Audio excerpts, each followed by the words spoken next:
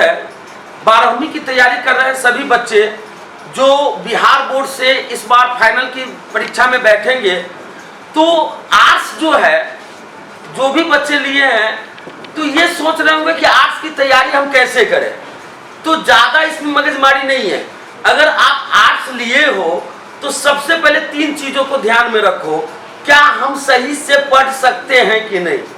Number 2, पढ़े हुए चीज़ों को दिमाग में हम रखकर उसको अपने तरीके से लिख सकते हैं कि नहीं, और हमारी लिखावट कैसी है। देखो सबसे मेन चीज लिखावट भी होती है। अभी के जो बच्चे हैं अगर उसकी लिखावट अच्छी है, लिखने का सलीका तरीका बेहतर है, तो परीक्षा में वो अच्छे नंबर लाते हैं। अरे कुछ का ऐसा हैंड राइटिंग होता है जिसको मतलब पढ़ने का दिल नहीं करता है। अब वैसे हैंड राइटिंग वाले बच्चों को अगर कितना भी अच्छा लिखे तो वो ज्यादा उम्मीद ना करे बिहार बोर्ड से, वही बेहतर है। हमारा इतिहास जो है ना 3 खंडों में बटा है। एक, जिस इतिहास में हम प्राचीन काल के इतिहास का अध्ययन करते हैं, पहला दूसरा तीसरा चैप्टर हमारा जो है वो प्राचीन काल के इतिहास से रिलेटेड है 12वीं का, और उसके बाद हम लोग मध्यकाल के इतिहास का भी जो है ना अध्ययन करते हैं, बीच वाले काल का, लगभग 10वीं शताब्दी के बाद वाले काल का। और तीसरा इतिहास जो है वो है भारत के ही संदर्भ में, वो है आधुनिक इतिहास। बात पहले समझ लीजिए, हम लोग बार बार किसी चीज को पढ़ते चले जाते हैं लेकिन उसकी गहराई में नहीं आ पाते हैं।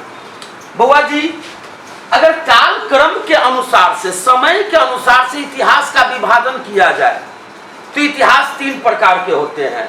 एक, जिसको हम लोग प्रागैतिहास कहते हैं, वैसा इतिहास जिस समय मानव पृथ्वी पर थे, मौजूद थे, लेकिन हम उस आदि काल के मानव को, मालूम है, आदि मानव कहते हैं जिसको होमो कहा गया। अब ये आदि मानव जो कि जंगलों में, गुफाओं में, जानवरों के बीच में रहते थे, जिनकी अपनी भाषा नहीं थी, जिनके पास लिपि नहीं था, जिनको व्यवहारिक ज्ञान नहीं था, जिनको समाज कैसे बनता है वो मालूम नहीं था। मालूम, ये मानव सभ्यता के विकास में लाखों वर्ष लगे हैं। उन्हीं लाखों वर्ष के इतिहास में हम लोग जो है ना प्रागैतिहास, आद्य इतिहास और इतिहास, इनका अध्ययन करते हैं। तो एक बार समझ लीजिए, प्रागैतिहास वैसा इतिहास, समझ जाइए, वैसा इतिहास जिस समय के लोगों को पढ़ना लिखना नहीं आता था, वैसा इतिहास जिस समय के लोगों को पढ़ना लिखना नहीं आता था। They didn't know how to read and how to write, क्योंकि भाषा का आविष्कार, भाषा का जन्म ही नहीं हुआ था। बात समझे? तो जिस समय के लोगों को पढ़ना लिखना नहीं आता था, उसका हमें कोई प्रमाण भी नहीं मिलता है। उस समय के लोग कुछ लिख के गए आदि मानव, ऐसा कोई प्रमाण नहीं मिलता है। पढ़ना लिखना नहीं आता था। अब देखिए, ये तो समझ गए प्राचीन से भी प्राचीन, यानी कि मानव के उद्भव काल का जो है इतिहास है। अब ये देखिए आद्य इतिहास। आद्य इतिहास वैसे इतिहास को कहा गया जिसमें यह हमें मालूम होता है कि कुछ प्रमाण मिले हैं, कुछ लिखे हुए प्रमाण मिले हैं। जिस समय के इतिहास का कुछ लिखे हुए प्रमाण मिले हैं,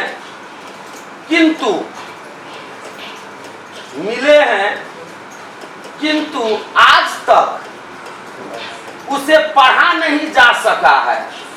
आज तक उसे पढ़ा नहीं जा सका है, ये दिमाग में रखिए बात।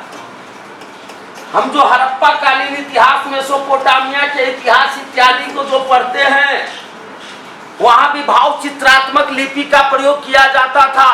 मेसोपोटामिया की सभ्यता के अध्ययन से यह स्पष्ट होता है। उस समय के लोग जो है किलाक्षर लिपि का प्रयोग करते थे, लेकिन क्या लिखते थे वो आज हम रीड कर ले, यानी कि पढ़ ले, ये मुनासिब नहीं है। ये हमसे संभव नहीं। आधुनिक मानव उसको नहीं पढ़ पाते हैं कि आखिर वो लिखा क्या हुआ है। तो आद्य इतिहास वैसे इतिहास को कहा गया जिस समय के लोगों के द्वारा लिखी गई कोई भी बातें जो अभी हमें मिलती है, पर हम उसे नहीं पढ़ पाते हैं, उसे आज इतिहास कहते हैं। और उसके बाद जन्म लिया इतिहास, उसके बाद जन्म लिया इतिहास, यानी कि वैसा कालक्रम, वैसा समय जिसके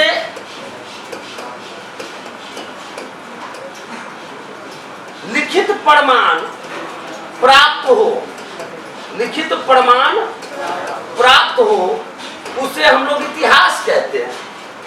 अभी जो भी हम लोग इतिहास पढ़ रहे हैं, बहुत सारे इतिहास, आज उसका लिखित जो विवरण हमें मिलता है हम उसको आसानी से पढ़ लेते हैं, इसीलिए हम उसको क्या कह रहे हैं, उसको हम लोग कह रहे हैं कि वो इतिहास है।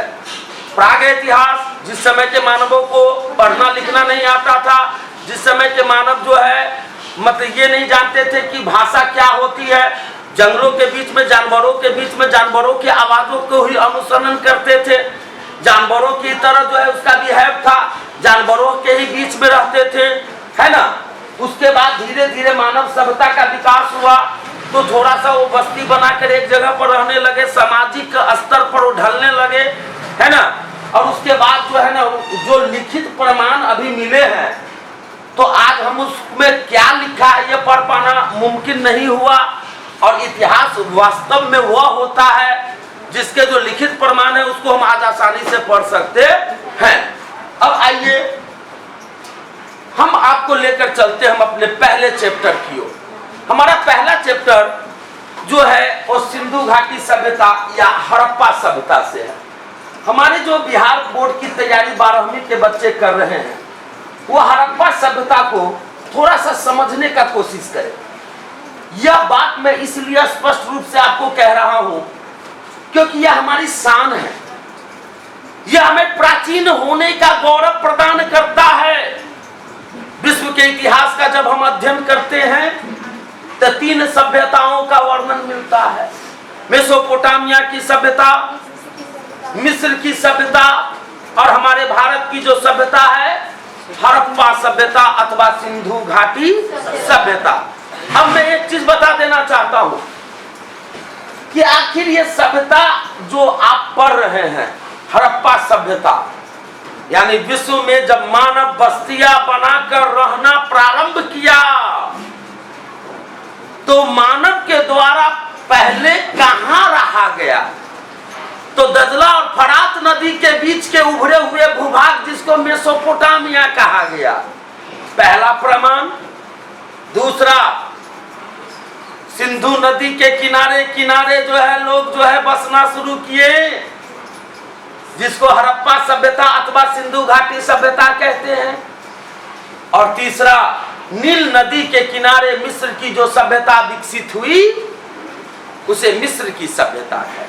लेकिन यह सत्य है कि प्राचीनतम तीनों सभ्यता का उदय किसी न किसी नदी के किनारे ही हुआ। अब इसके वजह को भी जान लीजिए कि नदियों के जल के द्वारा ही कृषि कार्य को करना आसान था। नवपाषाण काल के बाद मानव ने अगर अस्थायी जीवन जीने का जो निश्चय किया, पहले क्या था, जैसे चींटी जो है, एक वो चींटी के पीछे देखिएगा कि चींटी का सीरीज जा रहा है, जैसे मान लिया जाए कि वो बहुत बड़ा मिशन में जा रहा है, बहुत बड़े काम करने जा रहे हैं, लेकिन नहीं, वो फॉलो कर रहा है वो चींटी को, बाकी जा रहा है। ऐसा नहीं देखिएगा कि जब हम लोग जो है ना मैट्रिक से नीचे थे तो कोनो काम में नहीं था, जा रहे हैं बाजार से घरे, और उधर से साइकिल पर दोस्त जा रहा है बाजार, और न कुछ हुआ तो छड़प गए ओकरा करियर पर। हाँ, अब जहाँ लेके चले के है चल, वैसे कोनो मतलब नहीं है। या फिर मेला से घरे जा रहे हैं, आ गांव के 10 को महिला या लड़की जो है बढ़िया से कपड़ा उपड़ा पहन के एकदम सज धज के मेला की जा रही है, अरे साला फिर उसके पीछे पीछे चल दिए, तो कोई लक्ष्य नहीं था। हमारे मानव जो प्रारंभिक काल के थे, सुनिए, ये भी लक्ष्य विहीन थे, इसका भी लक्ष्य नहीं था क्या करना है नहीं करना है, ये चलते रहते थे। क्या करते रहते थे? ये चलते रहते थे। अब एक चीज हम आपको बता देना चाहेंगे कि प्राचीन मानव जो कि दक्षिण अफ्रीका से पहुंच गया दुनिया के कोना कोना में। कैसे? ब्लूटूथ से नहीं, ये मानव चलते रहते थे, ये मानव चलते रहते थे। लेकिन अचानक जब इसको कृषि का ज्ञान हुआ या पशुपालन कला इसको आया कि हम पशु को पालेंगे, अब पशु हमारी विभिन्न आवश्यकताओं को पूरा करेगा। जैसे भेड़ से हम ऊन ले लेंगे, गाय से दूध ले लेंगे। जब इसको पशुपालन का, अब घोड़ा पर बैठकर हम एक जगह से दूसरे जगह कम समय में चले जाएंगे, है ना। जब इसको पशुपालन का ज्ञान हुआ, जब खेती बाड़ी का इसको कला आया, तब जाकर जो है मानव ने यह निश्चय किया कि अब घूमने वाला जीवन अच्छा नहीं होगा, घुमंतु जीवन अच्छा नहीं होगा। इसीलिए मानव जो है विश्व के अंदर, देखिए मैं इतिहास के उस दस्तावेज की आपको जानकारी दे रहा हूं जिस समय मानव अस्थायी होने का निश्चय किया, जिससे मानव एक जगह पर रहकर जीवन जीना, आपस में एक दूसरे का सहयोग करना, जिसको समाज कहते हैं, समाज के निर्माण के बारे में सोचा। हे बस अब ध्यान दीजिए, हड़प्पा सभ्यता उन्हीं में से एक है। तो इतिहास का किताब थोड़ा सा हमें बढ़ाइएगा। हड़प्पा सभ्यता के उत्खनन से लेकर और इनके जो प्रादुर्भाव है, इनके बारे में भी ढेर सारी बातें यहाँ पे रखी गई है। देखिए यहाँ क्लियर कर रहा है, मैं आपके चैप्टर के हिसाब से ही चलता हूँ कि इसको हड़प्पा सभ्यता क्यों कहा गया। तो यहाँ पे कह रहा है कि 1921 ईस्वी में सिंधु घाटी सभ्यता के तो बड़े बड़े नगर थे, चाहे मोहनजोदारो हो, कालीबंगा हो, या लोथल हो, या रोपड़ हो, बहुत सारे नगर थे। लेकिन सबसे पहले दयाराम साहनी उत्खनन का मतलब होता है खुदाई। देखिए यहाँ पर वो नगर हुआ करता था, कुपड़ी है या पटना है, सुनिए।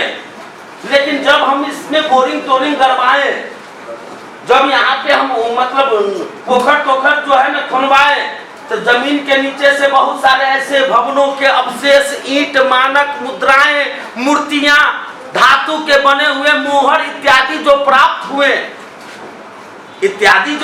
हुए, तो इतिहासकारों को यहाँ आना पड़ा। और इतिहासकारों ने जब उसका अध्ययन किया तो पता चला कि ये तो आज से 5000 वर्ष पुराना है। ये आज से 5000 वर्ष पुराना है। हमारे हड़प्पा सभ्यता के बारे में जान लीजिए कि मिस्र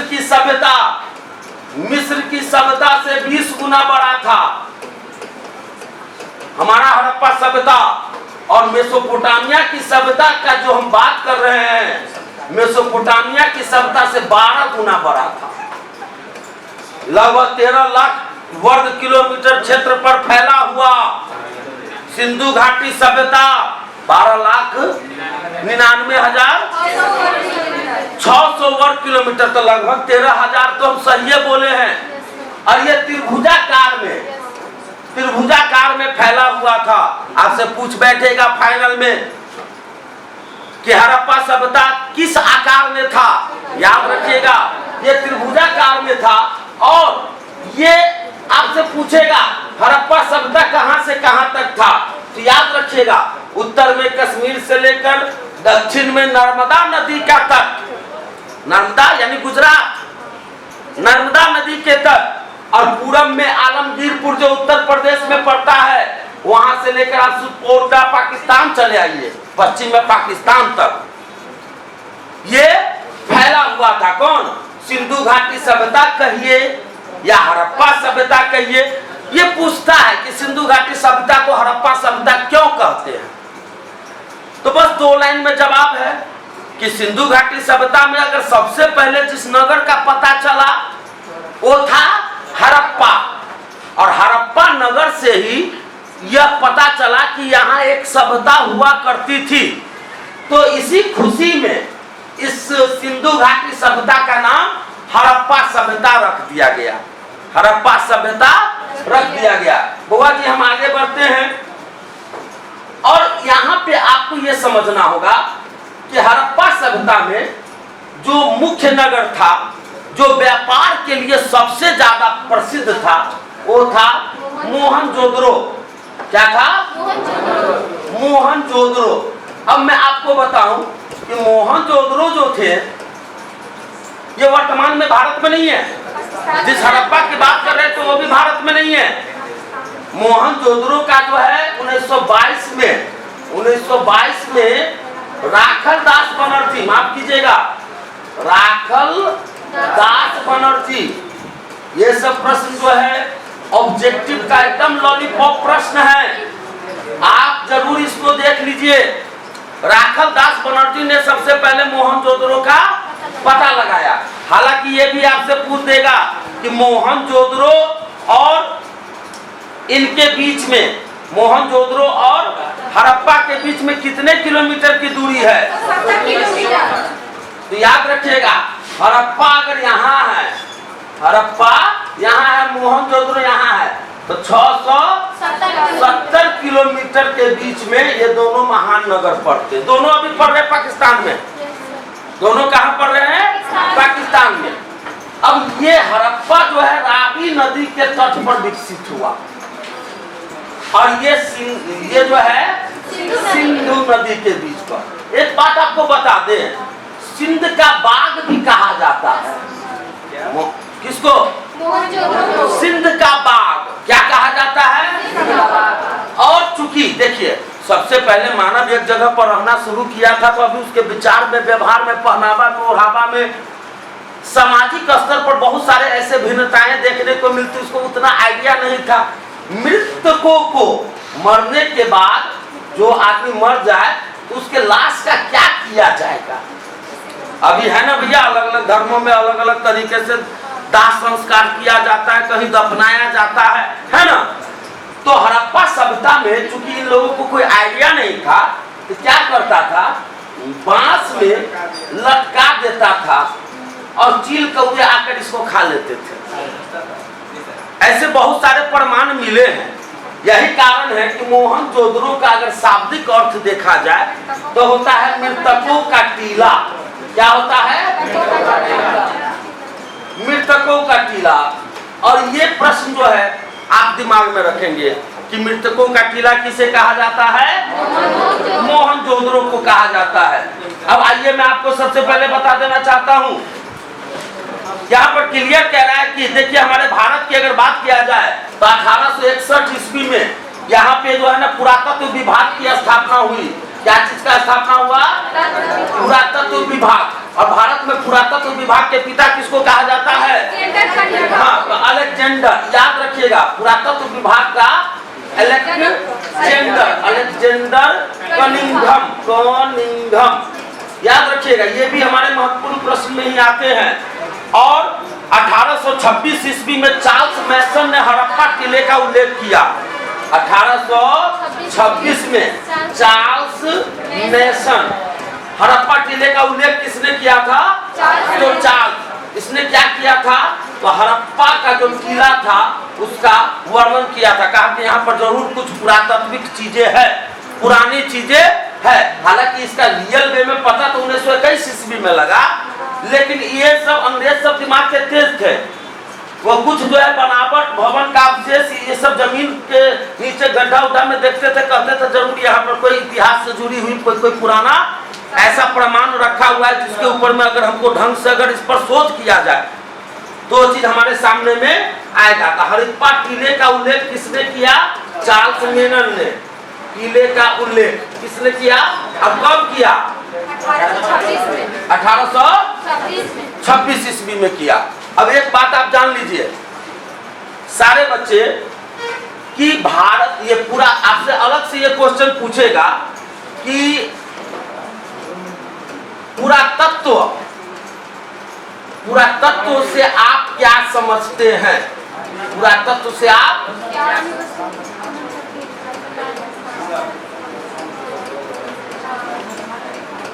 देखिए, पुरातत्व जिसमें उत्खनन से प्राप्त की गई वस्तु। उत्खनन जानते हैं, धरती के नीचे दबी हुई वस्तुएं जो खुदाई के बाद प्राप्त होती है। तो खुदाई से प्राप्त की गई वस्तुओं का हम अध्ययन करके उस समय के लोगों का जीवन, सामाजिक जीवन कैसा रहा होगा, राजनीतिक जीवन कैसा रहा होगा या आर्थिक जीवन कैसा रहा होगा उस समय के लोगों का, जो हम अध्ययन करके प्राप्त करते हैं तो उसे पुरातत्व कहते हैं। पुरातत्व का मतलब होता है धरती के नीचे दबे हुए वस्तुओं को निकालकर उसका पता लगाना और उस समय के इतिहास की जानकारी प्राप्त करना जिस समय यह धरती के नीचे दब गया था। पुरातत्व के जो जानकार होते हैं उसको पुरातत्वविद कहते हैं। क्या कहते हैं बच्चों? पुरातत्वविद कहते हैं। लेकिन एक बात जान लीजिए कि पुरानी वस्तुओं के उम्र का पता लगाने के लिए, पुरानी वस्तुओं के उम्र का पता लगाने के लिए कौन सा टेक्निक आया? कार्बन 14 पद्धति। कार्बन 14 पद्धति। देखिए, अगर 4 गो विद्वान आपस में मिल के अगर लड़ाई करता है, कटोरा अगर निकला है मान लिया जाए धरती के नीचे से, तो एगो विद्वान आके कहता, इतिहासकार या पुरातत्वविद आके कहता कि ये 3500 पुराना है, तो दूसरों का डांट देता, कहता तुम पागल हो गए हो, ये 5000 वर्ष पुराना है, तो हम उसका बात मानते। फिर तीसरा आता और कहता कि ये तो 2000 वर्ष पुराना है, तो हम ओकरो मानते। ये नाम एक मतभेद बना ही रह जाता। राइट या रॉन्ग? तो क्या हुआ ना कि एगो वैज्ञानिक तरीका जन्म लिया। एक्चुअल वे में देखा जाए तो कार्बन 14 पद्धति एक साइंटिफिक प्रोसेस है। किसी भी जीवित वस्तु जो यूज हो रही है उसमें कार्बन 12 की मात्रा और कार्बन 14 की मात्रा स्थिर होती है C12 और C14। लेकिन जैसे ही अगर वो दब जाता है, यूजलेस हो जाता है, तो क्या होता है? डेड होने लगता है। जमीन के नीचे दबने इत्यादि से कोई भी वस्तु क्या हो जाती है? डेड हो जाती है। और कार्बन 12 की मात्रा तो स्थिर ही रहती है। कार्बन 14 की मात्रा क्या होता है बुआ जी? तो घटने लगता है। कार्बन 14 की मात्रा घटने लगती है, जिसके कारण से हम समझ जाते हैं कि आखिर यह कितना पुराना है। देखिए, इसका खोज किया था 1946 ईस्वी में, याद रखिएगा, B.F. लीबी ने। B.F. लीबी, याद रखिएगा। 1947 में कार्बन 14 पद्धति, अमेरिकी रसायन शास्त्री थे। 47 नहीं होगा, 46 है बाबू। और एक बात और जान लीजिए, इसकी अर्ध आयु कितना मानी जाती है? 5568। 5568 प्लस 30, यानी कार्बन 14 पद्धति में कार्बन की मात्रा अगर आधा हो जाती है तो उस वस्तु को 5568 वर्ष पुराना माना जाता है। अर्ध माने आधा आयु, है ना। 30 वर्ष का टॉलरेंस होता है कि आगू हो सकता है, पीछे भी हो सकता है। बात समझ रहे हैं ना? 30 वर्ष आगे भी हो सकता है और पीछे भी हो सकता है। तो ये अभी आप सुन रहे थे कि पुरातत्व से आप क्या समझते हैं। तो पुरातत्व वह विज्ञान है जिसके अंतर्गत धरती के नीचे दबी हुई वस्तुओं का जब उत्खनन के बाद हमें प्राप्त होती है तो उस समय के इतिहास का पता करके उस समय के इतिहास की हम जानकारी प्राप्त करते हैं। सामाजिक जीवन, आर्थिक जीवन, राजनीतिक जीवन, सांस्कृतिक जीवन उस समय के लोगों का कैसा रहा होगा। और जो पुरातत्व के जानकार होते हैं, इस विज्ञान के जानकार होते हैं, उसको पुरातत्वविद कहते हैं।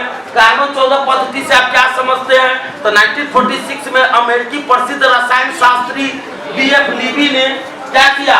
तो एक वैज्ञानिक तरीका को जन्म दिया कि कोई भी वस्तु जो है ना कितनो पुरान रहे, हम उसका करेक्ट बता देंगे कि आखिर कितना पुराना है।